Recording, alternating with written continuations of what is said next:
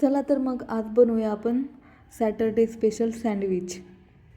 तर त्यासाठी लागणारे हे साहित्य सर्व काही कोथिंबीर, पुदिना, डाळ, मीठ, लिंबू, साखर आणि एक ब्रेड घेतला आहे. त्यामुळे चटणीला टेक्स्चर चांगले येईल.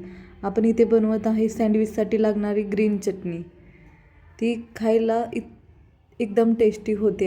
अशा तऱ्हेने तुम्ही बनवता तर एकदम टेस्टी होते खायला. मिक्सरच्या भांड्यात सर्व साहित्य घ्यायचं, नंतर थोडं पाणी घालायचं आणि स्मूथ अशी चटणी तयार करून घ्यायची. आणि बघूया आता सँडविचसाठी लागणारं साहित्य.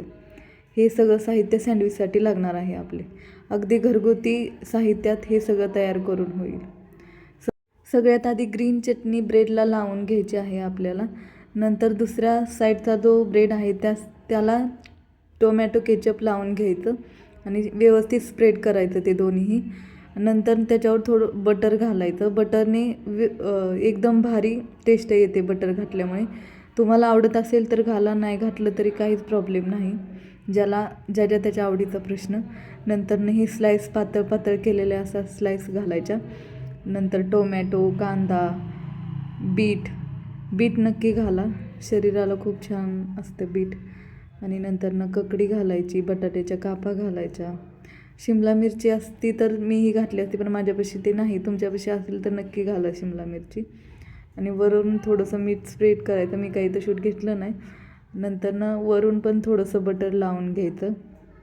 आणि हा सँडविच मेकर आहे, त्यामध्ये थोडंसं बटर लावायचं. त्याला गरम झाल्यानंतरनं बटर लावून घेतल्यानंतरनं जे सँडविच आपण तयार केलेले आहे ते अगदी कुरकुरीत होईपर्यंत भाजून घ्यायचं आहे.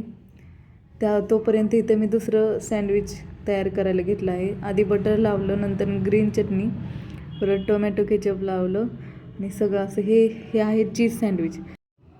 पहिलं आहे तसंच सगळं करून घ्यायचं आणि नंतरनं स्लाईस वगैरे ठेवायच्या, जे की साध्या सँडविचला पण आपण असंच केलेलं. आणि वरून हे तवर माझं पहिलं सँडविच असं दोन्ही उलटून पालटून व्यवस्थित भाजून घ्यायचं आणि नंतरनं त्याच्यावर चीज ठेवायचं.